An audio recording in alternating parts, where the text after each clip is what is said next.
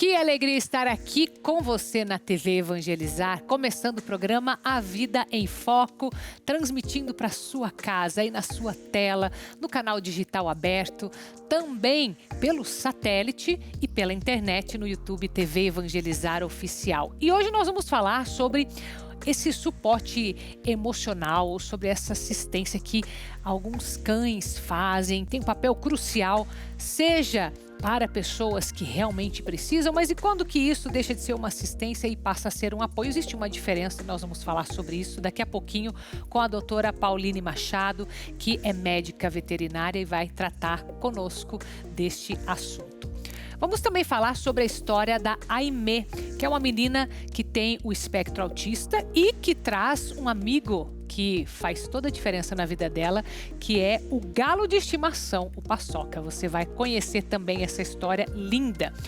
Falando em relacionamentos, vamos ajudar os pais de adolescentes a ter um melhor relacionamento com esses filhos nesta fase que por muitos é vista como mais desafiadora.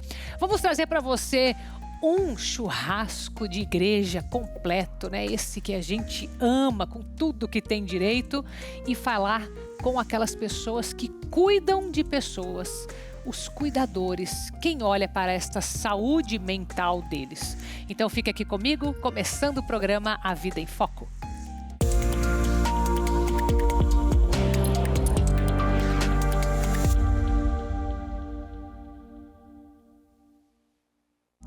E nós vamos abrir o nosso programa falando desses cães que prestam uma assistência ou que têm um apoio. E a gente teve uma inspiração para trazer isso aqui, porque foi a público um caso de uma família que precisava da assistência de um cão, tinha já uma aprovação, uma autorização para poder embarcar, mas a própria companhia aérea não permitiu. Então, a gente quer entender o que é que justifica isso, como que deve ser tratado esses casos, né? Para que não aconteça, né? Quer dizer, às vezes o Ministério Público dá a recomendação, dá a autorização. Em quais casos que isso pode ser vetado, que não pode? Então, nós convidamos aqui a doutora Pauline Machado. Boa tarde, Carol. Muito obrigada pelo convite. É importante a gente ressaltar essa diferença, porque o cão de assistência a gente já conhece há muito tempo, né? Que eles dão justamente assistência a pessoas que têm deficiência auditiva, então os surdos, os cegos. É muito comum a gente ver, né? Muitas vezes que é o uma cão pessoa... guia, por exemplo? Cão guia, Tá. Exatamente. Então eles dão assistência a essas pessoas. Tá. E o cão de apoio, ele pode ser até um cão ou um galo, como você falou, um gato que a gente tem em casa, que eles nos dão esse apoio emocional. Tá, é um suporte emocional. Emocional. Tá. Então, esses não precisam necessariamente passar por um treinamento para serem reconhecidos como cão de apoio. Que é o animalzinho de estimação que faz companhia todo dia ali, que a pessoa leva para todos os cantos, digamos. Agora, o de assistência, sim, precisa de um treinamento específico. Tá. Porque quando ele está eles precisam inclusive ter uma identificação. Tá. E quando eles têm essa identificação, eles estão trabalhando. A gente não pode nem interagir com eles, né? Exatamente. É diferente de quando a gente está passeando na rua e vê um cachorrinho e fala, que bonitinho. Tá. Esse não pode, tá identificado. Exatamente. É mais ou menos como as pessoas estão trabalhando e a gente for interromper o trabalho das pessoas. Sim. É o mesmo caso para eles. Tá. Então, eles precisam de um cuidado geralmente é desde filhotinho, para ele crescer sabendo que ele tem, naquele momento, ele tem essa função. Tá. Então, quando a gente olha para os casos dos cães assistentes, esses que estão ali para, de fato, ajudar alguém que não pode ficar, tem uma deficiência, seja visual, de locomoção, enfim. Eles têm que acompanhar, inclusive, em viagens de avião, viagens internacionais. Como que funciona isso? Sim, hoje em dia a gente já tem a lei do cão-guia que abre portas para isso, então a pessoa precisa né, do apoio daquele animal. A gente viu casos que a família viajou e o cão foi barrado. né? Isso Não já foi. aconteceu. Já aham. aconteceu e acho que levou, não me lembro agora certinho quanto tempo foi que depois ele embarcou, mas o fato é que não era só ele embarcar. É ir junto, né? A paciente precisa do apoio durante a viagem, inclusive. Tá. Então, é rotina, todos os dias tem que estar junto. Aham. Né?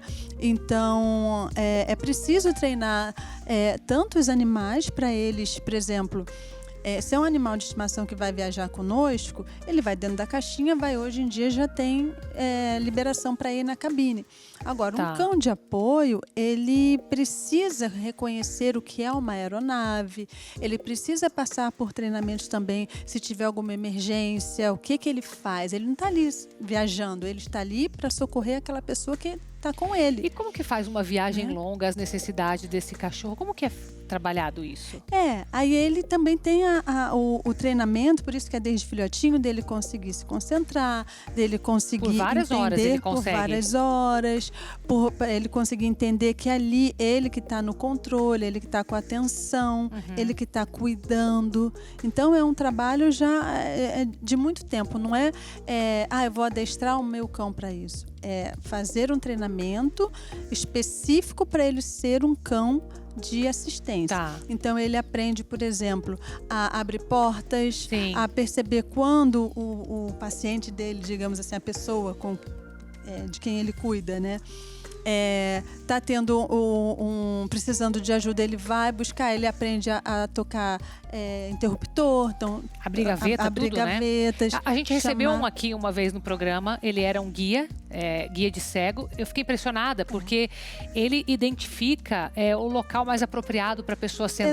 Exatamente. Meu Deus, é uma coisa lindo. assim maravilhosa. É lindo de ver o apoio que dá, Sim, né? é Muitas realmente vezes, muito útil assim, as né, o pessoas- trabalho. Exato, as pessoas, algumas ainda pensam assim, é só um cachorro. Não, mas é algo Nossa, incrível, é meu incrível Deus. e salva muitas vidas. Eu imagino. Entende? Mas e daí como é que funciona? Você falou que a legislação para aqueles que são apoio emocional tranquilo, se for pequeno porte, tá ali na caixinha e na cabine. Mas e esses aí, como que fica? Quer dizer, tem que envolver Tem que ter todo um laudo, tanto do médico veterinário, tanto do médico da pessoa, né, comprovando que aquela pessoa precisa do apoio daquele animal. Mas precisa também entrar em contato com a companhia aérea, se for o caso, acredito, Exatamente. né? Porque Então, eles também têm as regras, né? E aí, cada companhia pode ter a sua regra. Sim, então, entendi. olha, eu tenho um paciente, eu tenho um passageiro que vai precisar viajar do lugar X para Y e ele tem um cão de apoio, um cão de assistência. Quais são as suas exigências? E aí você busca todas. Porque na hora, se o cão não embarcar por algum motivo, você tem ali e sempre por escrito, não por telefone. Para que consiga depois resolver. Consiga resolver. Você tem um comprovante de que foi solicitado um e-mail. WhatsApp hoje em dia, né? Exatamente. Porque aí você tem como comprovar, olha, me pediram isso e eu entreguei isso. Sim. Então, essa é o principal. E principalmente, também tem outro ponto, porque hoje em dia, outro dia a gente viu até nas redes sociais que um dog alemão, aquele cachorrão grande, ele na cabine, sentado, porque ele era cão de apoio. Olha. Entende? Então, muita gente sempre tem um lado bom, mas tem aquele lado que a gente tem que se preocupar e ficar atento para tomar os devidos cuidados, não ter problema nem para o cão, para o animal, seja ele qual for, nem para os familiares.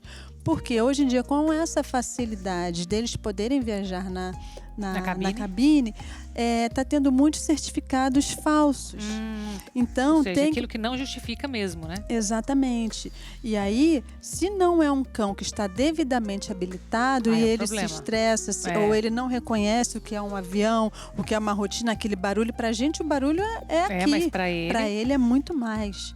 Entende? Sim. Pode ter uma criança chorando, uma intercorrência, uma instabilidade, então aquilo pode assustar ele. Se ele não está treinado devidamente, pode correr risco para ele e para os passageiros. Sim, por isso que também a companhia aérea pode interferir nisso, né? Pode Aceitar interferir, ou não. mas só que se estando todas as exigências cumpridas... Aí tem que aceitar. Por isso a importância, primeiro passo lá atrás. Preciso Documentar. de um cão de assistência, o que eu faço? Então você faz uma busca pela internet, pelos locais. Como eu vou saber se é um local que é responsável, se é verídico? Busca ajuda nos conselhos de medicina veterinária, porque embora não tenha um órgão que fiscalize esses treinamentos, esses institutos de treinamento, todo local que tem um animal alojado tem que ter alguma vistoria do Conselho de Medicina Veterinária. Então, escolheu aquele, ficou na dúvida? Liga para o conselho, olha, eu estou pesquisando, explica a situação e pergunta qual é a idoneidade daquele local. Legal, legal. Porque é muito delicado, Sim. né? Tem alguma restrição de tamanho ou de animal? Por exemplo, animais diferentes, né? Podem também embarcar? O que tem que fazer para saber essa resposta? Os cães, né? Os cães, eles são os que a gente chama de mais prontos para isso, né? Até aqueles de raça mais brava, por exemplo. A gente tem o Golden, tem o próprio pastor alemão, que era antigamente, né, o cão policial. Sim, né? que viajam, pela facilidade de aprendizado. Então, os Golders, os Border Collies, os próprios pastor alemão, labrador, são Tem algum que não pode?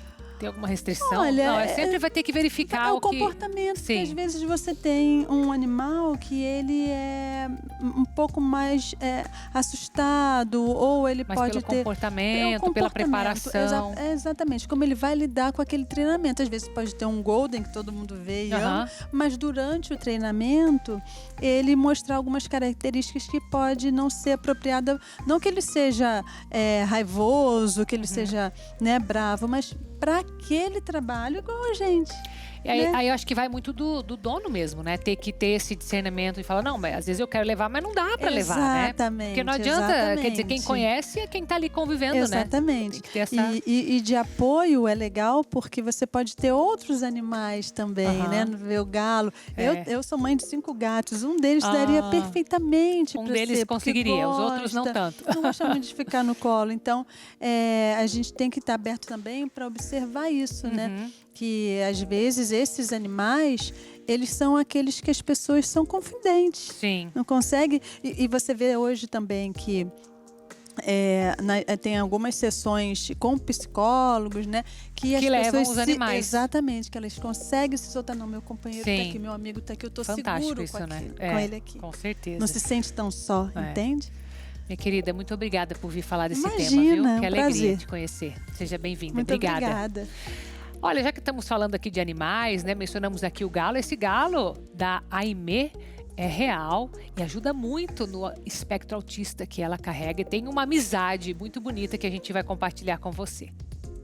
Ele é bonito, imponente e cheio de personalidade. Quem vê o galo Paçoca pelas ruas não imagina a importância que ele tem na vida da Aimee. Há quase 1 ano, ele se tornou o melhor amigo dessa garotinha tão especial. Olha aí ele esperando ela na porta da escola. A Aimee tem autismo e desde muito pequena a relação com os bichinhos era de muito amor e confortava as instabilidades emocionais. Além do galo, seu animal de apoio, ela também tem em casa coelho e outros passarinhos. Quando ela parecia que não estava bem, ela pegava o bichinho, o passarinho. Até que um dia ela verbalizou. Ela falou, mamãe, sabia que, eu não sei por que isso ocorre, mas sabia que quando eu tô com dor ou quando eu tô muito triste, eu pego o passarinho e parece que ele consegue me curar? Daí eu falei, curar do quê? Da dor. Daí eu falei, mas e a tristeza? Eu fico mais feliz. E essa felicidade só aumentou com a chegada do Paçoca. Eles vão juntos para qualquer lugar, uma dupla inseparável. Seja no colo ou então na mochila pet, os passeios são sempre uma festa, principalmente em locais como esse shopping, que tem a liberação para entrar com animais. Sim, é Eu acho bem legal. Às vezes, quando eu vou para os lugares que eu passo aqui com a mamãe e as pessoas vêm, paçoca, às vezes eu tenho que esperar 5 minutos ou mais que isso para elas poderem fazer tudo que elas querem com o paçoca, tipo tirar foto, pegar no colo, fazer carinho. E a Aimee, inclusive, já fez amizades por conta do paçoca. Que nem ela aqui, uma pessoa muito especial, ela passou, olhou uma vez, olhou de novo, né? Falei, vem cá que eu te dei um presente pra você, né? E trouxe o Galizé. E a gente tava aqui, o paçoca, né? Mas tem um galo aqui dentro desse shopping aqui, né? E ela apareceu com ele ali, a gente trouxe, a gente tirou foto, a gente gostou. Ela passa aqui sempre dá um oi pra gente. E ele gosta tanto que até cumprimenta os amigos. O transtorno do espectro do autismo atinge de 1 a 2% da população mundial. Somente aqui no Brasil são cerca de 2 milhões de pessoas. Estudos apontam que a convivência com animais, sejam eles gatos, cachorros ou até mesmo um galo, como é o caso do paçoca, contribui e muito na comunicação e no desenvolvimento pessoal. Então, a criança que está dentro do espectro, geralmente, ela tem dificuldade na questão da socialização e criar vínculo com certas relações sociais. E o animal, ele é utilizado como recurso, né, uma transição para isso. Então, no caso da Aimee, ela utiliza o animal como um recurso de socialização, questão de afeto, a questão de comunicação, né, a forma que ela se comunica com o animal, a forma que ela tenha os cuidados do animal. Então, o animal em si, ele vai favorecer vários aspectos do desenvolvimento. Para compartilhar informações e experiências reais sobre o autismo com animais de apoio, a mãe da Aimee decidiu criar uma conta nas redes sociais, postando um pouco da rotina desses dois. Até nós já estamos por lá.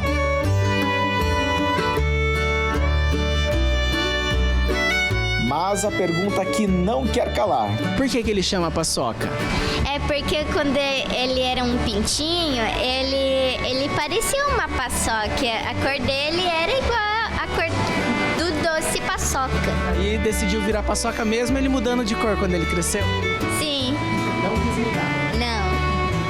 Porque ele já estava acostumado com paçoca. Se mudasse, ele não ia mais atender. Ele só atende ao nome paçoca.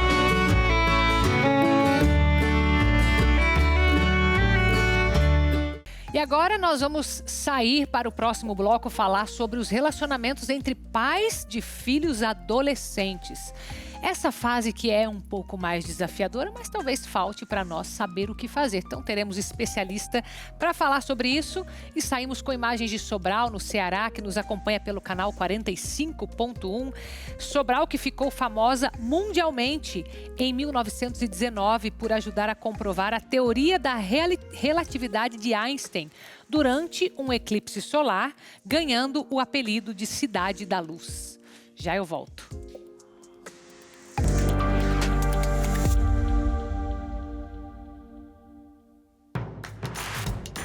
Não perca mais nenhum vídeo da TV Evangelizar. Inscreva-se agora.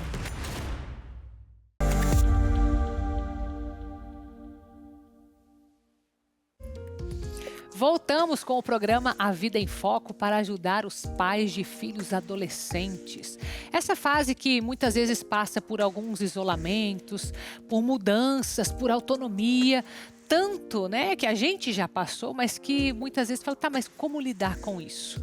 Então é por isso que nós teremos agora uma conversa aqui com um especialista, até para saber se em algum momento é importante a interferência de uma terapia, né? Quando identificar isso, mas o que a gente pode fazer em casa também para ajudar, né, Cris? Seja bem-vinda. Estou aqui com a Cris Aguiar, que é psicóloga sistêmica familiar. Tudo bem com você? Tudo ótimo. Graças a Deus. Obrigada pelo convite. E obrigada por trazer esse tema, né? Tão importante. Meu Deus, eu já há muitos pais que nos acompanham, avós que estão participando do processo. A gente entende, né? Nós já passamos por isso. Sabemos as mudanças. Eu acho que a nossa cabeça acaba esquecendo muita coisa também, né, Cris? Mas o que é o principal desafio dessa fase? É um desafio que é mais do adolescente, é mais do pai que não se preparou para isso. Certa vez eu até escutei alguém falando que nasce o filho, você já tem que estar preparado para a adolescência daquele filho ali, né? Eu não sei se a gente está preparado para isso, né? Dizem que a pior fase é o começo, né? Quando o bebê não dorme, quando há essa adaptação. Mas, na verdade, as coisas vão ficando mais complexas, né? Mais complexas, com certeza. Exato. Ao meu ver, eu penso que as dificuldades são dos pais sim, mas são mais ainda dos adolescentes.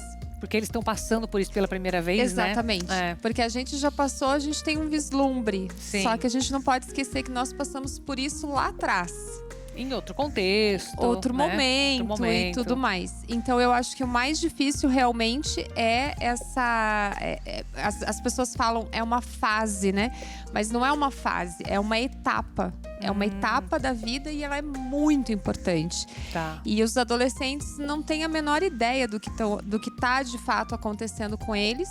E os pais, muitas vezes, menos ainda, né? Entendi. Então, a gente precisa entender um pouquinho do desenvolvimento cognitivo, do desenvolvimento hormonal, dessa etapa que é de se descobrir, né?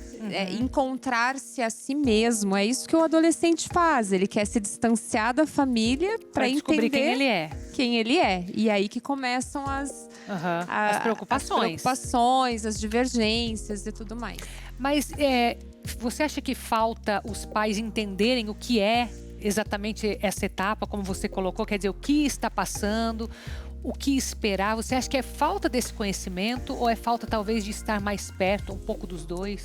Eu acho que é um pouco dos dois, mas a falta de conhecimento dos pais vai muito numa emocionalidade que é vivenciada. Porque nesse momento, enquanto o adolescente ele tenta se afastar dos pais para se encontrar em grupos, né? Então eles estão muito mais próximos dos amigos, eles estão muito mais próximos dos primeiros namoradas, né? E aí os pais começam a se sentir um pouco dispensáveis, ou às vezes até num rompante do adolescente, ele acaba... Não quero falar, me deixa em paz, né? E os pais acabam se afastando, muitas vezes até magoados, né? Mas é entender que esse processo, essa explosão, né? Que muitas vezes os adolescentes têm, essa necessidade que eles têm de ficar longe, na verdade é um pedido de...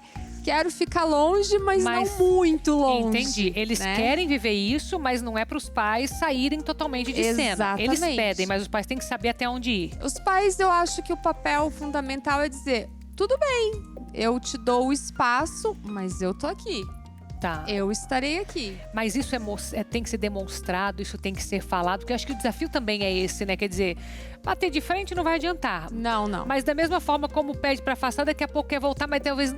Tem também aquele orgulho, né, do adolescente que está se formando. Do adolescente e dos pais também, que acabam se magoando às vezes, né? Mas assim, eu acho que a comunicação ela é sempre indispensável. Principalmente nessa fase. Sempre. Mesmo que eles já saibam, que eles tenham acesso à internet, que eles conversem, mesmo assim, porque acho que isso é um pouco também do que os pais sentem, né? Quer dizer, eles já sabem muitas coisas. Quando já vem com a conversa, já pesquisaram, pelo menos. Isso. Né? E cuidado, né? Porque essas pesquisas, muitas vezes, na internet, ela traz um monte de informações, ela traz um monte de condições e tenta encaixar todo mundo nas caixinhas, né? Só que cada família é uma família, cada pessoa é uma pessoa, cada adolescente é um adolescente. Ou seja, não significa que aquilo que tá lá que é o que a gente vai viver. Não, e até essa questão de pesquisar na internet é aquela questão assim, eu vou dar liberdade, eu vou dar espaço, mas eu também vou supervisionar, eu também quero saber. Então, quando o pai coloca e comunica, inclusive, né? Ele pode dizer, olha, eu entendo, né? Você tem o seu momento, eu vou te dar o espaço, mas eu preciso estar próximo, porque eu serei aquele que vai te ajudar em qualquer desafio maior, né? Então, isso é muito importante. E comunicar isso sempre é muito importante. Ontem mesmo eu atendi um paciente, ele tem 20 anos. Adolescente ainda, né? Dizem ainda. que até os 24 anos ainda é, né? É porque o desenvolvimento cognitivo, exatamente, ele vai ter o seu amadurecimento completo ali por volta de 24, 25 anos. Então a gente acha que o adolescente é dos 13, 14 até os 18 e já fica adulto. Não, mas não é bem assim. É um processo. E ele falou pra mim, ele falou assim, nossa, às vezes eu tenho vontade de falar eu te amo pro meu pai, mas eu não tenho coragem. Entendi. Né? Então, veja, começa a se criar uma barreira, às vezes, que nem o próprio entende. adolescente sabe de onde Sabe vem. por quê? Sim. Exatamente. Mas tá ali. E aí eu falei, vai lá e diz. Aham. Aí ele depois me mandou mensagem, falou, eu falei as palavrinhas. Aham. E como foi? Meu pai deu 3 tapinhas nas minhas costas. Então, às vezes, até essa aproximação acaba, assim, dando um espanto, uma surpresa. Porque eu imagino que ali naquela situação houve primeiro o distanciamento. Sim. E aí agora a reaproximação. Sim. Cris, e quando que você entende que o problema entre os pais e os filhos, adolescentes, precisa de alguém para ajudar, porque esse pai não está preparado, porque não estão conseguindo entrar num acordo, porque esse distanciamento está muito grande? Tem alguns sinais para isso? Tem. Eu acho que quando você tem ali um relacionamento próximo com seu filho desde pequeno, eu acho que esse distanciamento ele é sutil. Você percebe, obviamente, mas você entende aquilo como uma necessidade de ter espaço e não um isolamento completo. Tá. Eu acho que os principais sinais são o sono alterado, né? Quando o adolescente ele vai ter uma tendência de dormir mais, mas não necessariamente à noite.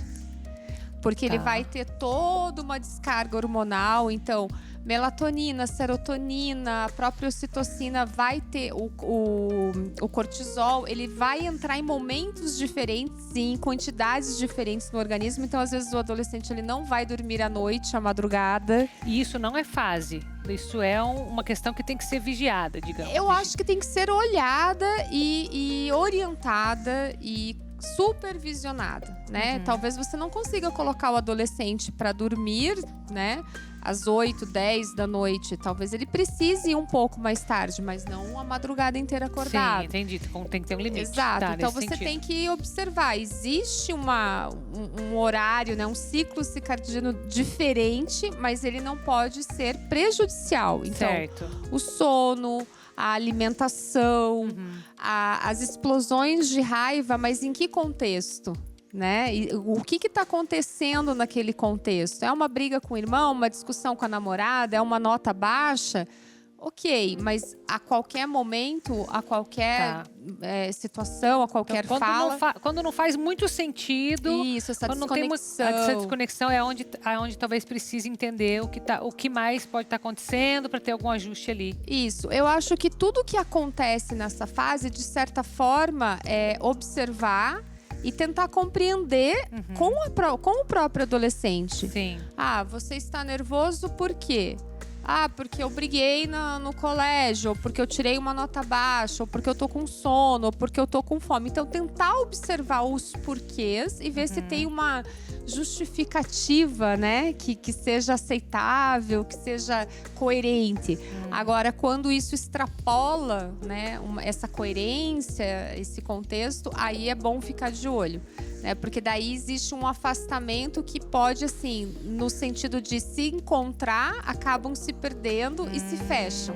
Tá. Aí a gente começa a perceber sintomas, talvez, um tanto depressivos. A gente começa a perceber as questões de isolamento até de amigos, né? De familiares mais próximos, como primos, Aí não é legal. irmãos. Aí não é legal. Aí a gente precisa, assim... ter um cuidado e, sim, eu acho que em qualquer momento dessa fase da adolescência, mesmo que não seja uma terapia, mesmo que não seja um acompanhamento, assim, muito próximo. Mas eu acredito muito na orientação parental. Às vezes os próprios pais conversando, tendo uma luz, já vão saber lidar melhor com... Porque no fundo é isso que vai acontecer, né? A terapia com o adolescente, ela tem que passar pelos pais, né? Exato. E é uma terapia, assim, que você, às vezes, não precisa pensar uma terapia a longo prazo. Às vezes, você pode fazer uma terapia breve. Uma sessão, 2, ver o que 3. Que aquilo causa. Só pra ajudar até nessa identificação. Sim. Pra ajudar até você perceber. Isso aqui tá dentro da normalidade. Isso aqui não, né? Então, às vezes, até com um profissional, com uma pessoa diferente, digamos assim, imparcial, o adolescente acaba se abrindo. Sim, com certeza, porque né? não tem o vínculo afetivo, né? Exatamente. Ele se sente mais seguro, né? Exatamente. Com certeza. Minha querida, obrigada por trazer esse tema tão importante aqui pra gente, Foi tá? um prazer. Sempre bem-vinda. Muito obrigada. Recadinho pra você agora na nossa programação. Atenção, porque esse recado não é apenas a indicação de um produto de qualidade, e sim uma indicação poderosa para você que sente dores nas articulações. Artrite, artrose, reumatismo, fibromialgia, dores nas pernas, na coluna. Esse recado é para você. As pessoas têm o mau hábito de aprender a conviver com dores e achar isso normal, mas não é não. Não devemos nos acostumar com isso. É possível viver sem dor e com qualidade de vida e de forma 100% natural. A Vitae 7 em 1 juntou pesquisa e ciência avançada para resolver e ajudar você a viver bem, com disposição, sem dores. Você já ouviu falar do Vitae 7 em 1? Ele unifica os 7 produtos naturais mais consumidos no Brasil para combater as dores no corpo. Magnésio e cúrcuma para as inflamações. Colágeno tipo 2 para auxiliar a recuperar as cartilagens. Então, não perca tempo. 0800 321 6500. 0800 321 6500. Volte a viver sem dores com o Vitae 7 em 1. São 7 produtos em uma única cápsula, trazendo conforto, praticidade e o efeito que você quer sentir para viver livre das dores. Não permita que a artrite, a artrose, reumatismo e a fibromialgia limite a sua vida. Por isso, não perca tempo. Ligue agora no 0800 321 6500. Fale com o especialista em dores da Vitae 7 em 1. Anotou? 0800 321 6500. E presta atenção, as 100 primeiras pessoas que ligarem agora ganham 70% de desconto e de brinde o Erva de Santa Maria. Esse aqui, ó. Volte a viver sem dor. 0800 321 6500. Já que estávamos falando há pouco sobre adolescentes, eu quero te perguntar, antes de tudo, como que você registra os seus momentos especiais. Porque 12 adolescentes se juntaram lá de Juiz de Fora para fazer uma exposição sobre esses momentos que eles registraram de fotografias. Olha que coisa mais linda!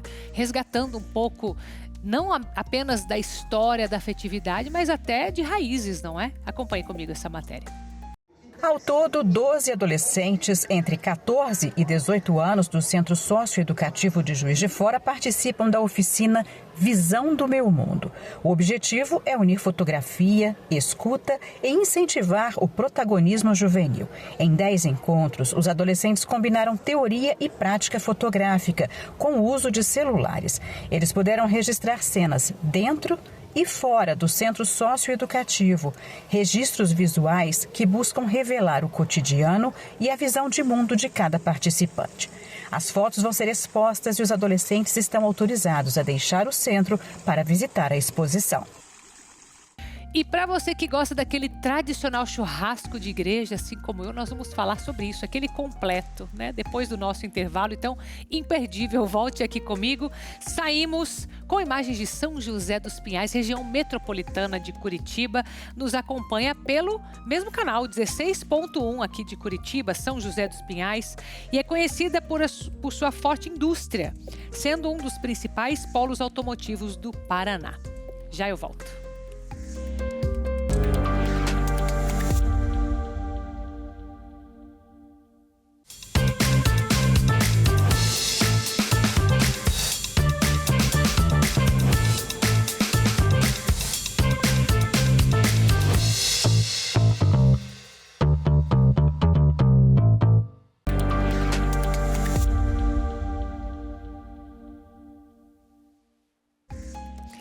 De volta com o programa A Vida em Foco para falar de uma das suas preferências, que é o churrasco que o brasileiro tanto gosta, mas aquele churrasco de igreja, aquele completo, que vem com aquela bisteca, aquele gostinho da própria lenha que eles colocam ali, que eu já descobri, viu, que aqui em Curitiba como bastante churrasco de igreja. Tenho certeza que você na sua cidade também. Por isso, nós separamos para você esta matéria da Cristorelli. Acompanhe comigo. O filé de igreja é considerado um dos pratos preferidos das famílias no sul do país. Onde tem churrasco de igreja, está lotado. Na capital do Paraná, o filé de igreja mais famoso é o do Pequeno Cotolengo, instituição que acolhe mais de 270 pessoas com deficiências. São 50 anos de tradição no preparo de um dos churrascos de igreja mais conhecidos da região. Todo primeiro domingo do mês, os voluntários do Pequeno Cotolengo preparam mais de 2.000 refeições. E para dar conta dessa superprodução culinária, os mais de 500 voluntários começam os preparativos para o churrascão 4 dias antes do evento. É muita comida. Só para o risoto foram necessários 300 quilos de arroz, 400 quilos de frango, 300 quilos de tomate e 280 quilos de cebola. Quem coordena os voluntários na cozinha até deixa escapar alguns segredinhos. Fazem tudo, o molho é feito de cebola com ervas, o molho de tomate são as 15 caixas de tomate batidas, inclusive é o Edson que faz isso, bate no liquidificador, depois a gente põe para cozinhar durante 4 horas com sal. A dona Marli já saboreava desde criança o tradicional risoto e o churrasco de igreja. Hoje ela se emociona por fazer parte do trabalho voluntário. Isso aqui é um lugar onde a gente troca experiências, ajuda a resolver problemas, conversa. São todos voluntários que fazem com amor no coração de vir dedicar, de fazer a caridade, né? Que é esse que é o importante no Cotolengo. Mas e como tudo isso começou? Dona Balbina, aos 79 anos, faz parte dessa história. Foi a família dela que teve a ideia de fazer o primeiro churrasco de igreja para conseguir verba para ajudar as pessoas acolhidas pela instituição. Foi o meu tio que doou esse tudo de terreno. Ele não tinha filhos, então doou tudo. Estou feliz, né? Porque cresceu, né, bastante, aumentou bastante voluntários. E agora a gente vai entrar num lugar que é muito importante e que tem o segredo aí desse churrasco de igreja tão famoso. Dá uma olhada, gente. Que carne é essa, hein? Maravilhosa. É uma carne especial para este churrasco. Nós temos, em média, 10 voluntários trabalhando arduamente aqui nessa churrasqueira. Não é fácil, hein? Não é nada fácil. E quem tem o segredo desse grande churrasco é você, é o seu Pedro, que está aqui, é o senhor. Conta pra nós, quantos anos já que o senhor garante esse churrasco tão saboroso? Eu aqui no Pequeno Cotolengo fazendo voluntariado, eu estou mais ou menos de 35 a 38 anos. Não sei exatamente, mas e o motivo que me trouxe para trabalhar aqui foi o amor a nossos irmãos assistidos, né? Ele e mais 10 voluntários aguentam a sensação térmica que fica em média de 50 a 60 graus para garantir um assado de qualidade. E o tempero? Esse a gente até tentou descobrir, mas ele não revela de jeito nenhum. A receita não é minha, a receita é do Pequeno Cotolengo. Está guardado nos cofres do Cotolengo. Eu peguei apenas uma cópia. Visito nossos fornecedores, quero a qualidade de carne, escolho a carne, tem que ser padrão Cotolengo e assim que é feito. Há mais de 20 anos, Antônio Carlos traz a família para saborear essas delícias. Hoje foi a vez do filho e da nora. Une coletividade, né, participação e sabor. O churrasco de igreja do Pequeno Cotolengo vai muito além de dar água na boca. A ideia principal é o viés social. O Pequeno Cotolengo acolhe, o Pequeno Cotolengo abraça, o Pequeno Cotolengo cuida e o Pequeno Cotolengo cura também, dá assistência. Aquilo que o Cristo pediu, o amor mútuo, né? Amai-vos uns aos outros como eu vos amei. Isto é a nossa Igreja Católica. Para a Dona Maria Rosa, voluntária há 38 anos, o filé de igreja vem nos lembrar que ajudar ao próximo é o segredo da felicidade. Aqui você sai a depressão, sai a tristeza. Aqui nós somos uma família. É acolhida com todos os abraços.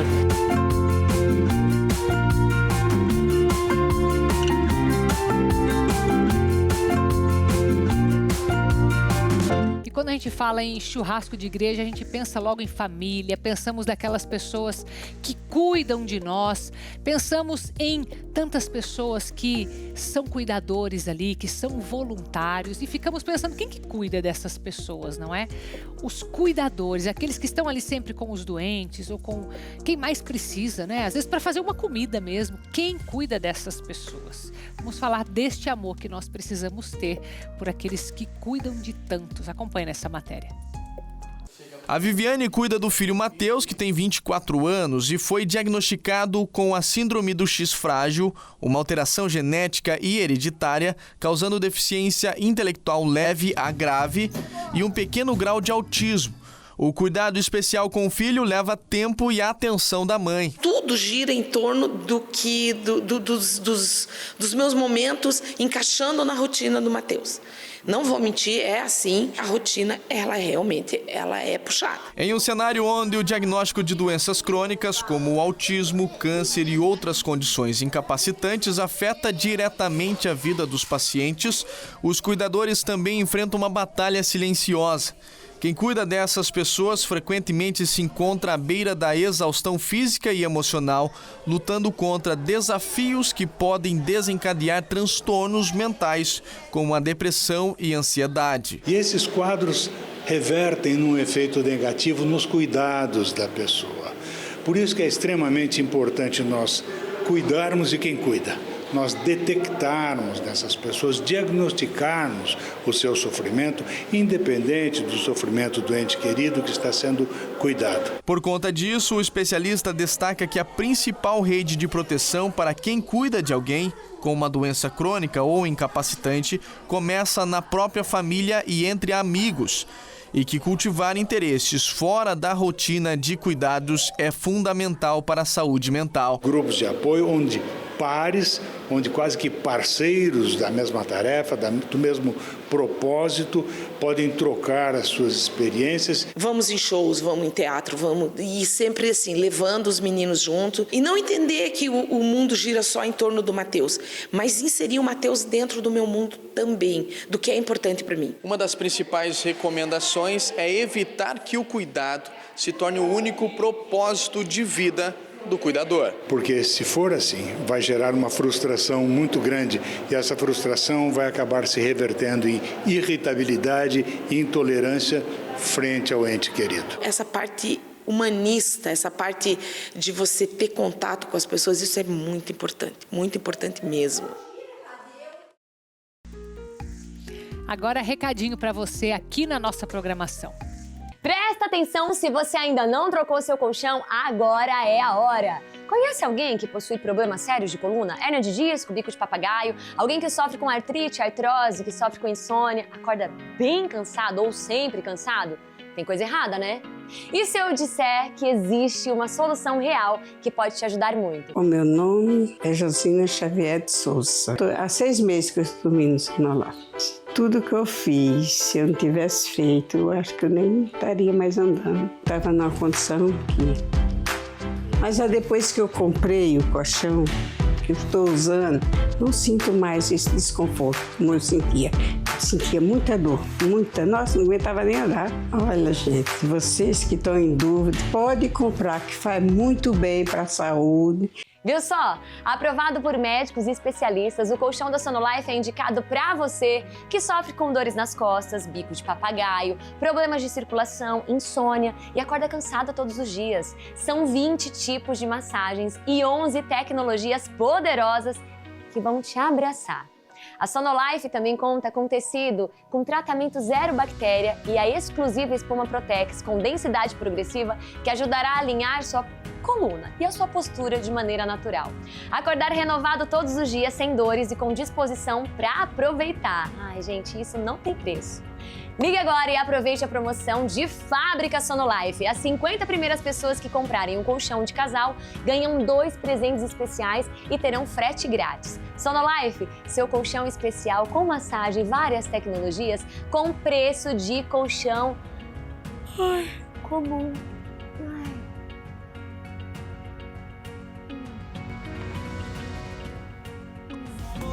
É pura satisfação. Não espere mais, ligue agora.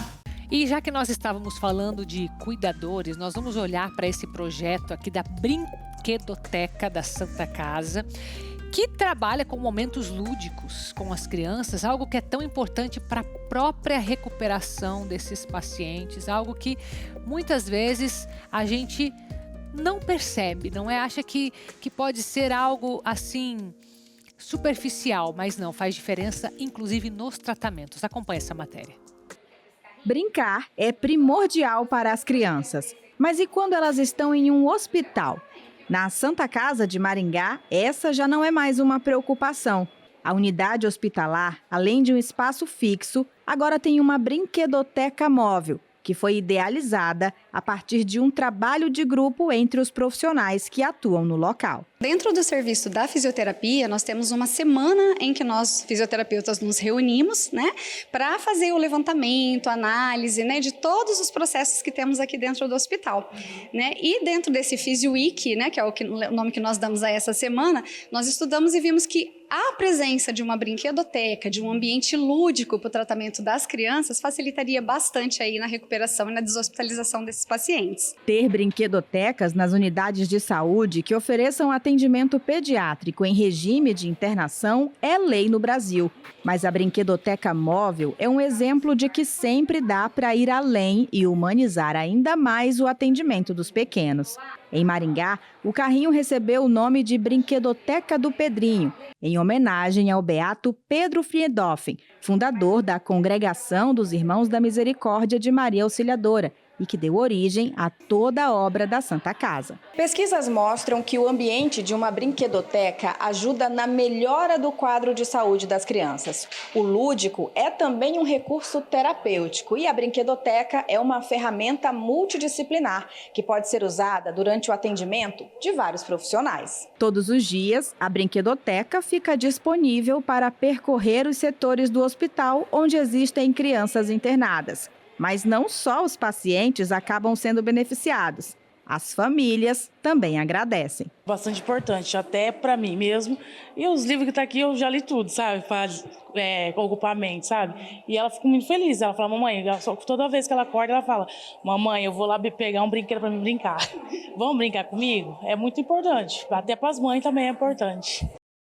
E com tanta programação boa que nós preparamos para você aqui na TV Evangelizar, eu creio que você tenha muitos motivos para apoiar esta obra. Muitos motivos. Nós temos 24 horas de programação para levar a evangelização por todos os meios, além, é claro, da prática da caridade que nós fazemos sempre com a ajuda daqueles que são conosco missionários evangelizadores.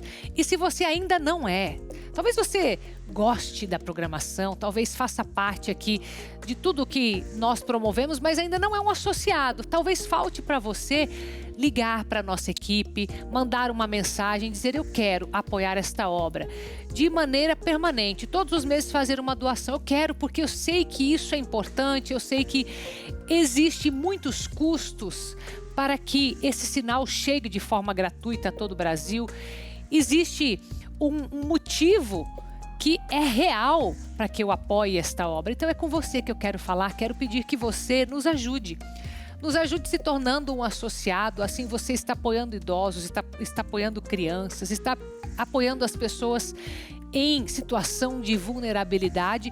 Tudo isso pela evangelização, que é por onde tudo começa. É assim que você vai se tornar um evangelizador junto com a gente. Quando você faz o seu cadastro, você passa a receber os boletos na sua casa. Mas esse boleto, ele vem com a possibilidade de você fazer a doação que você pode mês a mês. A gente pede a fidelidade, que você possa cada mês fazer uma doação que seja possível dentro do orçamento da sua família. E isso vai fazer toda a diferença na obra Evangelizar é Preciso. Então, se você aceita meu convite, estou esperando você aqui como parte da família Evangelizar é Preciso.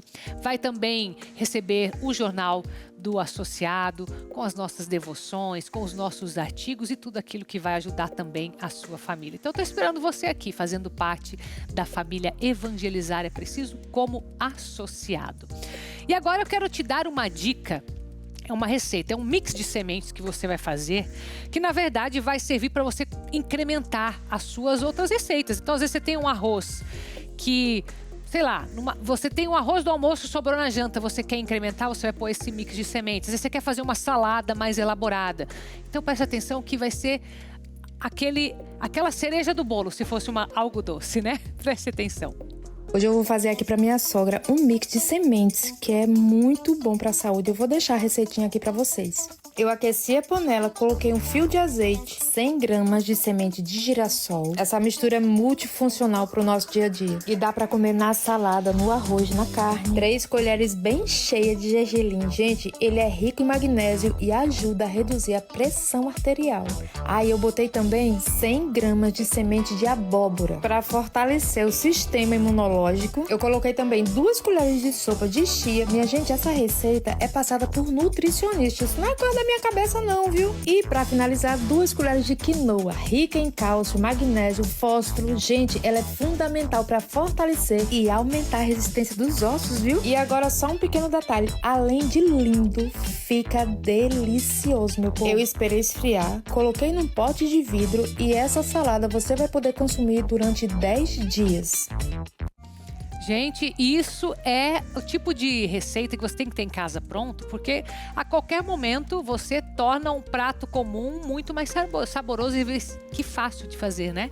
Então já aproveite para compartilhar também com a sua família, fazer, experimentar e incrementar o seu alimento. Sabe que muitas dessas receitas que a gente vai aprendendo já passando de geração em geração, isso cria memória afetiva, isso cria relacionamento. Inclusive, essa matéria que nós vamos trazer agora, do Sérgio Júnior, são de pacientes que escreveram um livro de receitas justamente com essas memórias afetivas, inclusive ajudando na própria recuperação dos pacientes. Acompanhe comigo.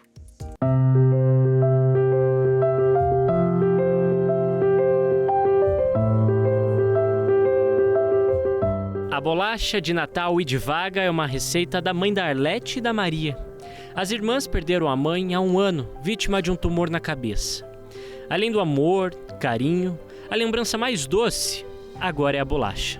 Todo ano, chegava assim, em novembro, ela já estava falando da bolacha que tinha que fazer. A gente já esperava a bolacha de Natal. Então, é algo que foi para infância, assim, da infância para a vida adulta, vendo as bolachas, comendo bolachas, sentindo o cheiro de bolacha. Essas bolachas foram parar em Campo Grande, onde que tem os netos, os bisnetos, aqui em Curitiba, as bisnetos, netos, todo mundo incentivando e querendo as bolachinhas da avó. Então a gente tem que continuar. É difícil, mas vamos continuar. Uma forma especial de eternizar essa e outras histórias foi criar um livro de receitas, ideia que surgiu no hóspice do Hospital Erasto Gettner, em Curitiba.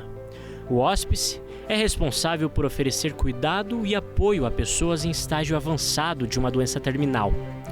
O título do livro é A Lembrança do Sabor e conta com 12 receitas, escritas pelos próprios pacientes.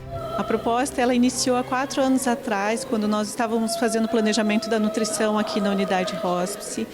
E nós, como fazemos um trabalho muito bonito com os pacientes em cuidados paliativos, nós resolvemos registrar esse momento. Bolo gelado da sogra, chifre de veado da Helena, tortilhão de legumes da Maria e muito mais. Tem a história do seu Darcy também. É o seguinte, essa cuca de uva, o senhor Darcy aprendeu com a esposa. Sim. Só que o senhor aprendeu a fazer. E ficou melhor que o da esposa? Que história é essa? Segundo meus filhos, sim. Eu sou suspeito de falar isso, então, né? Vou perguntar pra ela. É verdade isso? É verdade. Principalmente a farofa, mais crocante. Minha mãe que me desculpe, mas ficou melhor. Muita gente agora vai aprender, né? E eu quero aprender as outras aí. Fazer uma troca, né? Com certeza, seu Darcy. E a filha, como se sente? Orgulhosa, muito orgulhosa. Feliz. Feliz dele estar fazendo, estar comendo, aprendendo, melhorando. Muito feliz. Nas páginas do livro de receitas, cada ingrediente traz consigo a memória calorosa de pacientes e de quem já partiu. Aqui, essas receitas não são apenas misturas de sabores, mas elos preciosos que mantêm viva a essência de uma vida. Trazer afeto, trazer carinho, lembrar de momentos preciosos da infância, da família. E a ideia de trazer essas receitas afetivas é para que todo mundo tenha essas receitas, né? Cada um nas suas famílias, com as suas histórias, mas poder proporcionar esse momento, né, de lembranças para os nossos pacientes foi incrível.